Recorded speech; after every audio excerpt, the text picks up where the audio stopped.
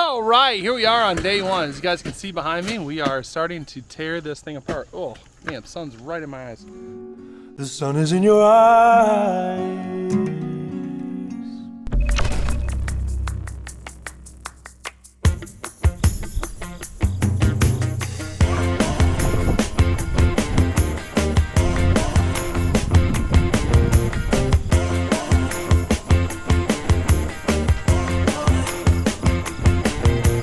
But you guys can see behind me, we're tearing this thing apart.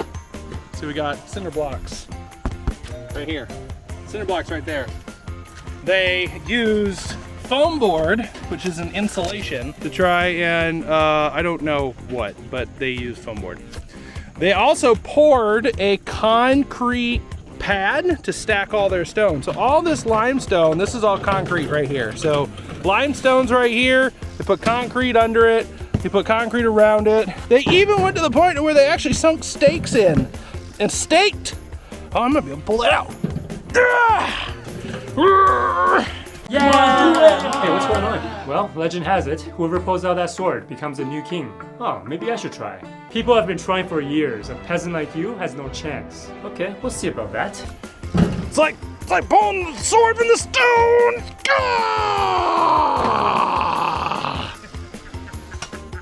I have the power!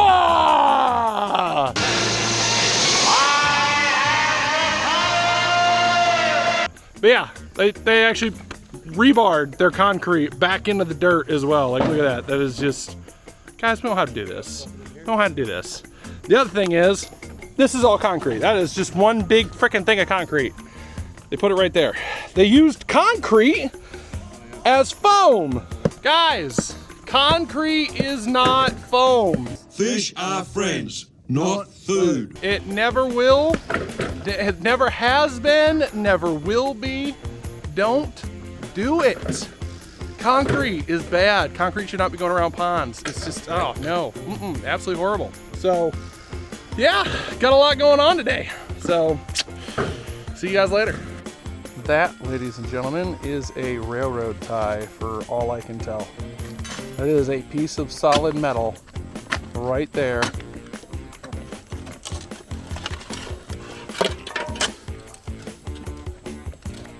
Well, there it is. All right, I'll count. Oh, go ahead.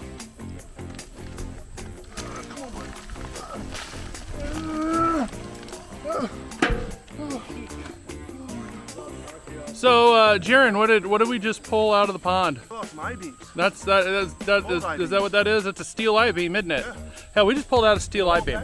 That was a steel I-beam you guys just saw us pull out. Well, not me, because I was on the camera. That was Jaron and Sean. But yeah, let me flip you guys around and show it to you. Yeah, that is a piece of I-beam of some kind. And that is what was concreted. So you guys saw before, our main waterfall was right here going into this pond. That piece was literally right there, all the way across. I get it, totally understand. I am one of those guys that if I'm gonna build something, I'm gonna build something like the Great Wall of China or Stonehenge. This thing is not gonna move, but even me who does that, that is wow. This thing was built like a freaking tank.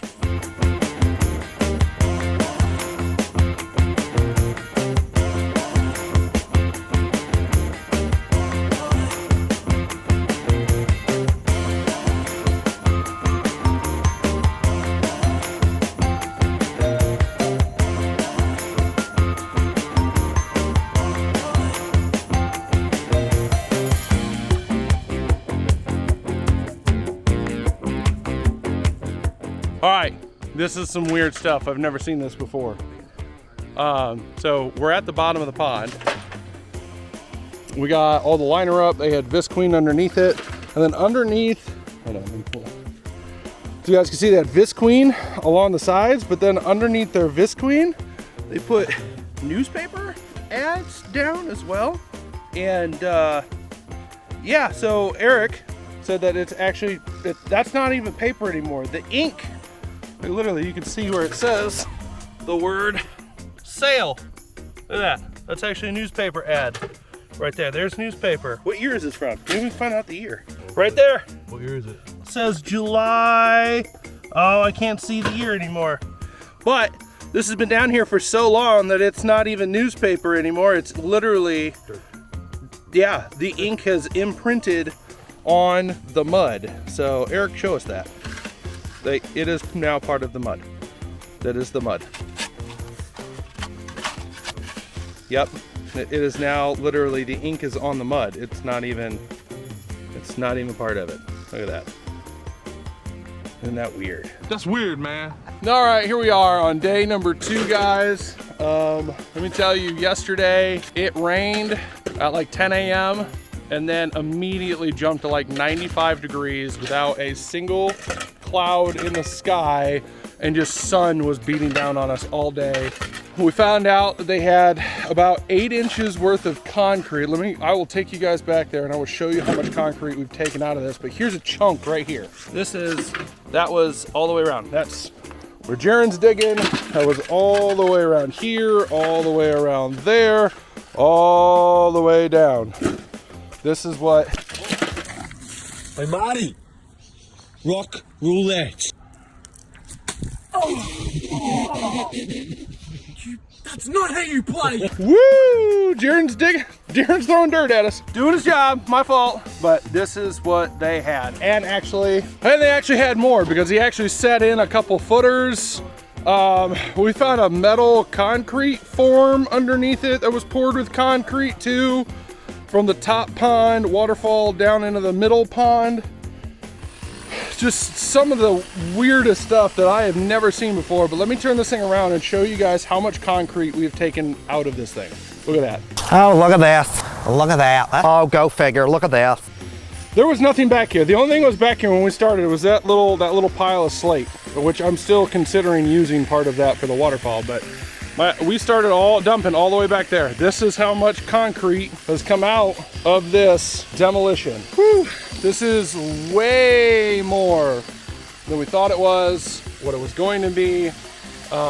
They had a liner in it, so I thought that they put the liner in and then they just concreted or mortared in limestone around the edges, and that's what we were going to... No, they put concrete on top of the liner. They made concrete forms underneath the liner. They put footers in. They put rebar in. Let me see if I can show you the pieces of the there it is. As you guys can see, you also put rebar in. Yeah, so when they built this pond 20 plus years ago, they never assumed that they were gonna have to take this thing out. And like I said, yesterday morning, it downpoured on us. We went and got gravel, because we still needed gravel. We went and grabbed bag gravel. Access to this thing is absolutely minimal. I can't get a machine back here. I couldn't even get my MT100 back here because it's so tight in this space. So all of this is done by hand. You can kind of hear our hammer drill in the back with the chisel. He's breaking it up. Yesterday we did not have that. We had a sledgehammer and a pry bar. That is what I thought this was going to take. And I tell you what, with it raining, and then becoming not a cloud in the sky, sun beating down on you, the humidity after the rain yesterday, and all that sun, 95 degrees, which they actually said it felt like 100, 102. We were just absolutely freaking gassed. It's called heat stress, hot work environment.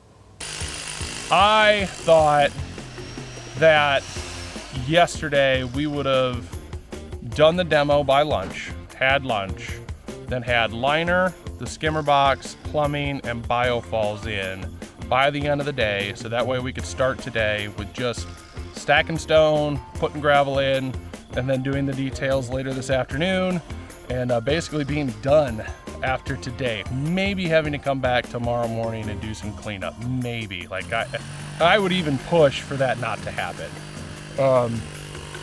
But you know, it is what it is. The client's completely cool with it. She didn't remember any of this until we actually got everything uncovered. So she's okay with it as far as, you know, unforeseen circumstance and what comes along with that. And so yeah, but we're still going. We're gonna get this thing done. We're gonna do this right. We're probably gonna be out here tomorrow after yesterday, and that's where we're at. So yeah, gotta keep on chugging. See ya.